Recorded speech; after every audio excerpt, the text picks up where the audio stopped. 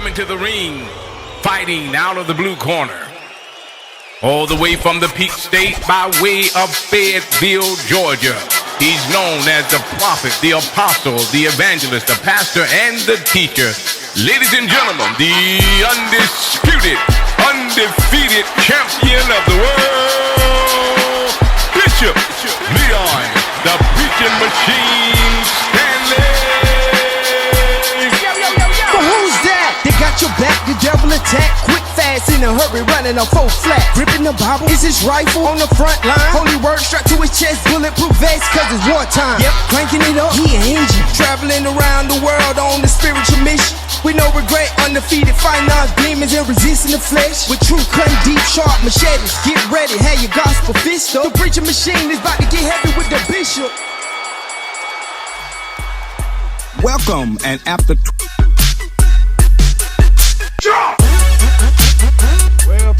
Welcome back to another episode of the Hot Mic Podcast, Stanleyville. We're grateful that you have tuned in. As always, subscribe, like, do all of those necessary things that you need to do. But this evening, we're just kind of sitting on the outside here with Lady T right here at the lake. What's up? And just want to pick up some conversation where we kind of left off last time on our previous episode. We may even bring the moderator back in just to chat a little bit. But listen, we'll just talk about, we've been talking about the purpose of the hot mic, why we're here. We're no longer behind the pulpit, but we're behind the mic. It's hot. And that hot, H-O-T. We're being honest. We're being open. And you know you're transparent, Lady T. I love your transparency. Yes. I love the way you just come and share your heart and your mind. So this evening, rather today, during this episode, we kind of talked a little bit about some of the things that we dealt with behind the pulpit, some of the things that we kind of suppressed instead of addressing it. And so this gives us a platform here that we can talk about those things in an honest, transparent way, not to come against anybody again, but just to kind of share our side of the story that we can may help encourage somebody, young pastors, leaders that are going to be behind the pulpit. As Paul did Timothy, just share some of those things that you're going to encounter. But I want to take you back. I don't even have the date or the year, but we may have a video that kind of back up some of the things we're talking about. That was an incident that happened at the church 2022, I believe it was 2022, where an individual. I suppressed that for a long time. I hate to dig up old hurts and old wounds. I want to dig up those bones. Okay, we'll dig them up. Well, let's get them out the closet. We'll dig them up. We'll dig them and talk about it. So that incident that took place, there was a little, I think after service, an incident took place in front of a few people who were still hanging around the church. Kind of a heated conversation. No curse words, no punches thrown, but you were speaking your heart and your concern concerning something that nobody knew that took place. They didn't know. I guess a month or so prior to that incident took place. So you get people there on the scene and they see this taking place. And after that, we apologize to some of the people that were there. Listen, that's out of your character. You normally don't speak that way concerning someone. Again, no curse words, none of those things, but you were speaking your heart concerning the situation. Let's talk about that, because before we go to the backdrop of that, take me what took place after service. You approached an individual. We don't call names. No, I'm not going to call no names. So you approached an individual. This individual was banned from the church at that time. Okay.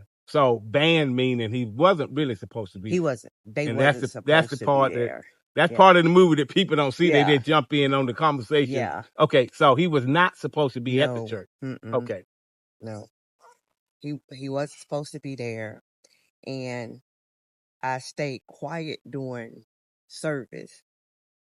And how was that awkwardness when you're having to lead praise and worship? I remember I wasn't particularly preaching that Sunday. I sat on the front pew and I looked back and seen the individual there. And I wanted to kind of just, but you so good you didn't even cause a scene. No, we don't want to disrupt service. You don't. There's certain ways you handle situations. It is. And people didn't know what led up to that and why I was so angry. And yeah, I was angry. Um, but it's so awkward when you see this individual sitting there and we know what had happened. And so you got to get up there and do praise and worship. Oh my God, it was the hardest thing for me to do. It was hard. You know, you got to smile and at like, First Lady got it going on. Like they always think we supposed to be. We got to be so perfect in front of people, but they see us as perfect, but then sometimes we are broken. Absolutely. And they don't know that. They don't really understand how really broken you are. Absolutely. And I think that's great that people need to understand when you're ministering, you're going forth, whether you're preaching, praising, worship, singing in the choir, playing the keyboard and the organ. You don't understand the magnitude of what individuals that went through just to get to that service. Just to get there. And that's why a lot of times you'll see me even with the musician, and we got young musician, and you know, they're parts of the service. I will just listen, play, and you can see them, you can feel them releasing their pain while they're playing and all of those things. So you suppress all of that during service, and then what took place immediately after service? I went to the back privately. I don't know if I'm gonna let her disclose what she wants to disclose, but we was having a mother and daughter conversation, and she told me some things, and I lost it. I lost it. What happened? I opened the door. I seen the individual, and I lost it. I was screaming at him. I was screaming so loud because he know what was going on. They know what was going on. So a lot of people out there, a lot of people heard me. The person that I got really loud. They was reaching under like they had something pointing at me. So somebody caught it on their dash cam in their car. And that's and we will have footage of that. I think in this technological world we live in, there's always footage of different things, and we're gonna. You don't even know people be. Well, yeah, but I think and people didn't even come to my rescue. Well, though. that's the other thing. I think sometimes when people are kind of envious and jealous of you,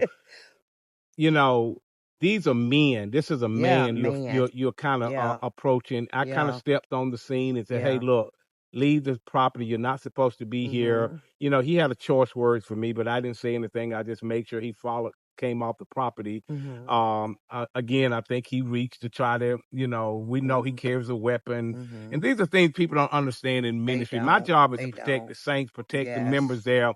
With this individual, and like I said, once you get the behind the scene, once you see what we had to endure and what we went through, people will understand why you reacted the way you reacted. So what we did, again, apologize to those few members that was there. Someone was understanding, but then again, with this secret, I guess, dash cam of an individual leaving, they begin to, share this video. And kind of were looking at you as the villain.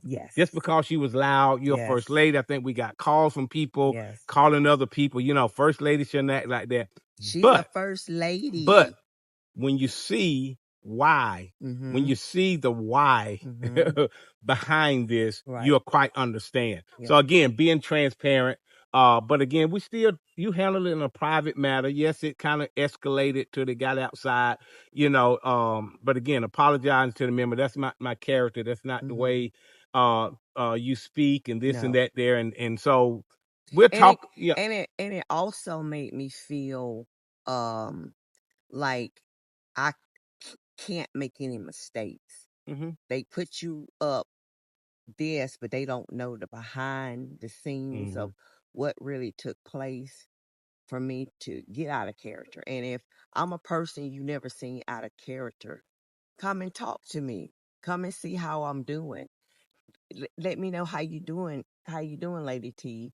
what's going on, because that's just not you. Well, yeah, but I didn't get that though. But that's but see, that's the reality when you understand, and I've talked about this before. When you understand who your friends are, your friends, a friend loveth at all times, so they All got your back times. no matter what. Yeah. But when you get people secretly talking and chirping and bumping their gums, and they want to paint you as the villain, well, they was never your friend anyway. And all of these begin to kind of unfold.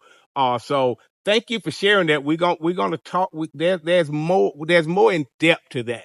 Yes. I think once I bring the moderator on, can really shed light onto what we faced previous to this conversation or this incident that took place at the church. But again, these are things that happen, and people just so quick to paint you with this broad brush that you're the villain, you're the hothead, you're the one. But when you see, when you really see the reality of what took place, what we faced, and why you reacted the way you reacted, the people say, man, I cannot believe this. So I wanted to come on. God bless you. Here we are. Listen to Hot Mic Podcast, Stanleyville. As always, subscribe, like, share, follow us on the Hot Mic Podcast, Stanleyville. I am back with our moderator, Miss Roxana is back with me, sitting with her, kind of continuation of episode 3. We want to talk about some things. I was just here with Lady T talking about her incident. There was a video out there. Once the video is out there established, you want to just come back and talk about, I was talking about her, Roxana, about an incident that took place at church and kind of spread out after church on the outside with a lot of words being exchanged and those things that took place. Lady T was kind of painted as the villain for speaking her mind and heart. I want you to take us behind the scene. I want you to share with us. She talked about the individual, and I don't want to skate around that. We know we're talking about your ex, a lot of things that took place, that you kept your whole, let me just say this, you kept your whole relationship, your marriage, even through the divorce, you kept it in private. Yep. All throughout church, all throughout ministry, not knowing he's sharing other narratives and things, but as for you kept everything private. Very private. What Lady T talked about, this individual wasn't supposed to be at church. So if you want to just kind of back up, talk about some of those things that you just kind of suppressed and kept down, but and I guess sometimes, as I said, when some things get so suppressed, at some point it kind of explodes. Yeah, I do know that day it was, I was in the middle of, I had filed for divorce in May. Well, we're like June of 2022. And during that time, that manipulation, I thought he had changed and we thought we was going to work it out. So, I went in and we removed the divorce off the table in June, and we were going to try to reconcile the marriage. I do know, because of the incident that happened in May, that he should not have been at the church. Mm-hmm. I do know that particular Sunday, I have to take accountability for my part. It's like I felt like I was in the middle, because it was like, I want to keep peace in the house to keep my marriage on up and up. Mm-hmm. But then it's like, I have loyalty and honor to my parents, and I know it's disrespectful to have this individual come into the church. Mm-hmm. But,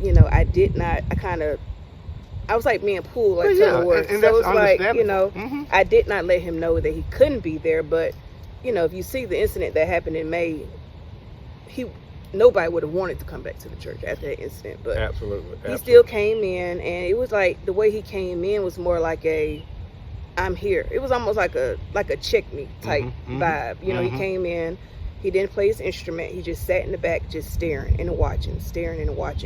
And I know it made everybody very uncomfortable, because if you go back 30, 45 days before that, the threats of violence, threatened to ping you, threatened to hurt all of us, all of that stuff was caught on dash cam. So I understand, people don't understand the reason of why the anger was to that point, because you know, when you have somebody that done threaten your life and then they come Absolutely. into your church, Mhm. as crazy as this world is, and they just sit in the back, Absolutely. they're not playing their instrument, so they just sit back watching, like, just watching. Mhm. It would have made anybody feel uncomfortable. And it was like, my mom was trying to tell me about that. You know, we was having a mother and daughter talk in the back, and she was trying to tell me, you know, but during that time, I really wasn't listening. Mhm. I was kind of like, you know, I want this marriage to work. I don't want to have no more ruffles. I don't want to have no more fights.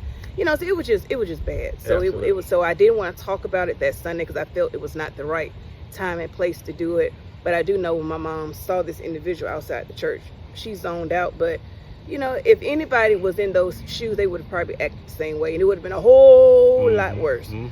But a lot of people, they did crucify y'all because my mom was loud and they felt this is church property, you shouldn't have all of that. And I, you know, I hate that, but you know, I had to tell my fault in it. You know, I had my part. You know, I did not discuss as what I should have. Absolutely. With this individual. So let's we see the incident. We see the incident that took place in June. We talked about with Lady T, just, you know, addressing the matter in her own way. Let's go back. Let's walk back to May. The incident that took place in May, as to what we have in our purview. This is what we understand. This is what we know. This is what we witnessed. And this is why we put certain things in place, parameters, boundaries. Don't come to the church. You don't, you know, of that. So let's step back to that. I want to interject this because, again, you think people are with you. Oh, yeah. You think people are on your side. So you know what you're getting ready to face. You know you're getting ready to, hey, this is it. I got to come. This got to come to an end. I can't keep going through this here, blase. So you go to an individual that you think is your brother that's gonna got your back, because I need to address my ex, let him know what's fixing to happen. Can you be there? Can we talk about that just a little bit? Because that's a big part of what took place in May. Before that May incident, I think that incident happened like right before Memorial Day. But I do know that week leading up to Memorial Day, we had a meeting at the church. I had brought, you know, these individuals that were my children's godparents. I had brought them to the church, and you know, I know y'all was there, and I just had a fear of telling this person I didn't want to be married any longer, because I didn't want to do it just without nobody there. Because throughout the marriage, when you hear a person telling you, well, my last wife, when she wanted to leave me, you know, I grabbed her by the throat and she was just with her feet dangling. That's in the back of my head, like, okay, when he knows this is the last, this is it, what is this person capable of doing? That stayed in the back of my mind, of how his last relationships ended. So I wanted somebody to be there as a mediator. So I did call these individuals to the church, and I expressed to them, you know, kind of what I was dealing with. They were kind of caught off guard, because they just felt we had the most perfect relationship. But, you know, I'm trying to tell them, no, it ain't all what you see. You know, it's a lot I'm dealing with. I did not want you to be involved. I didn't want First Lady to be involved, because I didn't want anybody to think it was being sided with having somebody that's on my team. So I took a person. I took the guy. I don't even know what alias I call him. Brother Meatball. I took Brother Meatball, and I said, look, can you be there just as a unbiased mediator? I want to be able to tell him that, you know, I'm going to have to file for divorce. I can't do this anymore. Can you just be there and support? And he told me he would. He said, okay, I got you. Okay, we can do this. And, you know, and I told him, I was like, you know, this individual, he can be dangerous. He can be, he lies a lot. I said he's talked about everybody in the church. I mean, when I say everybody, and this person is not to be, just be leery. Be leery if they're coming to you with a whole bunch of nonsense with no receipts. Just don't entertain it. Just stick to just being the children's godparents. Don't, you know, you ain't gotta do nothing else. And you mentioned godparents, so that means you've got trust. If you're calling someone the godparents of your children, that means you are entrusting them that they're going to take care of your kids. They're going to treat them. And they've got your back because you're the mom. Correct. So you, by all rights, I'm going to you as the godfather and say, hey, basically, I need protection. Yes. Don't slip up. Don't say anything. We're going to meet. Blase. Can you just have my back so I can at least share what I need to share in case he gets crazy or I need to get some things. At least you're there. So you're dependent on that person. Exactly. So now we step into... So that meeting was over and done with. And then, like I said, we were supposed to meet on Memorial Day, because I think they were heading out of town. It was like a Sunday night or something. But then, like, during the week, I just noticed that my ex was just walking around the house crazy. It was like a different type of vibe. I just could put my finger on it. It was just like, it was my spirit just said, Rock, protect yourself. That's the only thing I want. My spirit said, Rock, protect yourself. By all means necessary, protect yourself. And so I was like, I can't wait until Memorial Day. I was like, it's something about to go down. I can't put my finger on it. This house is tense. The kids is like, we all walking on eggshells. You know, he just walking around angry, mad at the world. I can't figure out.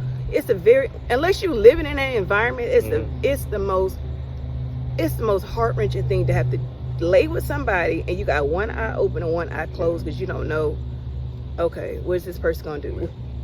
And not to go into too many details, because I know all of this is going to be part of your book release, as to just really trying to help and educate and warn other women that are going through in a situation that you was going through, abusive situation, volatile, violent marriage. And we've already been, like I said, with things that's out there now, we're getting a lot of feedback from people, and we'll get into that. But again, you're saying that whole week was weird, so do you feel like he done tipped him off? The person you have went to say, hey, look, this is what's going to take place. I'm going to need you to be my backup. Now all of a sudden he has switched up on this. You saying it's weird that week. What was he doing out of the ordinary? He just, because I mean, it was just not talking to everybody. Just got this. It's a look that this person gets when he's upset, agitated. He just had a blank, dark look about him. It was like an evil look. I could not shake it. I couldn't do it. And it was like, I went walking in the neighborhood, and I guess looking back at it, at that, in the midst of it, I did not think he had been tipped off. I was like, they wouldn't do nothing like that to me. Ain't no way in the world. But now, looking back, now that I've gotten divorced, and now looking at their besties, now that they sided with this person, stuff he was sending to them on the slide. Now I know, okay, you tipped him off. This is why he was acting like this, but he already knew what was to come. Absolutely. He already knew. And I know you dancing and skirting around with things, but once the video is out, because again, what took place in May was public records because of dash cam. And I'm looking now, if you look at most movies now, they're making movies just off of dash cam. Because it's public records. They can go in and pull them in, and they can produce a whole movie. I think if you've seen the movie The Perfect Neighbor, it's all just a dash cam thing because it's public record. He walked around that week with a gun on his hip, not hidden, just out like he's a deputy sheriff or something. So he walks around the house. You got kids, so his whole demeanor has changed because somebody has tipped him off. So now he's walking around just, I dare you to say something. So you said, hey, wait a minute, but you knew it was so tense with the kids and what was going on. You did make a call. Yes. To say, hey, look. Yes, I called the non-emergency 911 with the city of Griffin, and I asked them can y'all just come out and just be a standby? You know, I didn't say he did anything wrong. I didn't say we was in a heated domestic incident. I just said, can y'all come by, be a stand-in, so that I can go in the house, get some items, let him know that, I'm gonna go ahead and file for this divorce, and that, I'm done. I couldn't take it no more. So I called City of Griffin for that, and it was a big incident that took place, a huge incident that took place. And I know you want to release the video because it's already helping people. The video is out there. It's helping people. And I know you want to probably share that in the link when we close, that people can kind of, once you see this, and I'm going to just give you fair warning, please do not watch it around kids, in the company of kids. Don't have them nowhere near if you choose, as most of us are nosy. We like to see things, but that video is going to be in there. So all in all, you'll see myself in the video. You may not see First Lady, but you will hear her in the video. And this all taking us back to what we talked about with Lady T earlier, the incident that took place at church after this had took place. And once you see this, you'll understand why First Lady. You'll probably say, why didn't she do more than what she did, or why didn't Bishop do more than what he did? But this channel is called Atlanta Crime Files, I believe. But they built their channel on getting public records of dash cams. Basically, you can go to any county. You could ask for any type of dash cams if there's been like a domestic situation, if there's been anything that's going on and an officer was called out to the home. Officers wear video cameras on their chest or either in their vehicle. And it's public record, so you can request any type of dash cam in whatever county. Well, this particular content creator, he came across my dash cam because October was Domestic Violence Month. So he contacted me and he was like, I came across this. I see some court filings because it is public record. And he just had a couple of questions that, he wanted to know, was it okay for him to work on this, which they can do it if they want to. But he was like, but like I told him, I said, just don't. You got to talk about what happened. Don't just put a video out there. So he asked me a couple of questions. And in order to verify what I said, to make sure everything I stated was truth, he went to the courthouse, and I guess a judge gave him all of the public records sealed to let it know that it was verifiable and it was true. So he made a 38-minute video based on that dash cam. And in reality, what people still don't know, because again, sometimes a false narrative, Pastor First Lady don't want him to be. How many times I've been out to your home, counseled you all, I talked to him in a respectful manner. I talked to him in a respectful manner. I talked to you in a respectful manner. Then I bring y'all back together. We discuss it. Boom, boom, boom. I've never took sides with anybody. Nope. You're my daughter, you treated this person with the utmost respect. When Christmas came around, when birthdays came around, y'all got him over the top gifts, just like he was one of the kids. Never disrespected this man. Never. I mean, just never. And so it's like this narrative now that's being painted. It's sad because you would hope that people I know that ain't. You can't come to me, but nobody. They just take it and they eat it like that's what it really is. And I think that goes back to how people can really manipulate people. A master manipulator will sell some stories. I mean, they will sell a bill of goods to somebody. People will grab it. But 9 times 10, they grab it because they've got some ill feeling towards you. It's hurtful when I even have to discuss it now. I may put on a brave face, but when that video came out, man, I went back to an infant baby because it was like I felt and I don't know this guy from a can of paint. I still ain't seen him. I ain't never met this person, but this is what they do on their channel. So I'm thankful that he took it upon himself and his production crew to put the video out there, to do his own research, and to put the story out there so that it can help other women, because it did, based on the comments, a lot of people are being blessed by it. Absolutely. You can either watch it from a negative lens, or you can look at it from a positive lens. The positivity is, I got through it. I'm over it. I survived. Thank you for coming, because that's not easy to come and share a story of that magnitude. But we thank you again. The link for the video will be there in the description, there for you to go if you choose to share, look at it, watch it. So again, thank you all so much for this episode of the Hot Mic Podcast. Stand with you.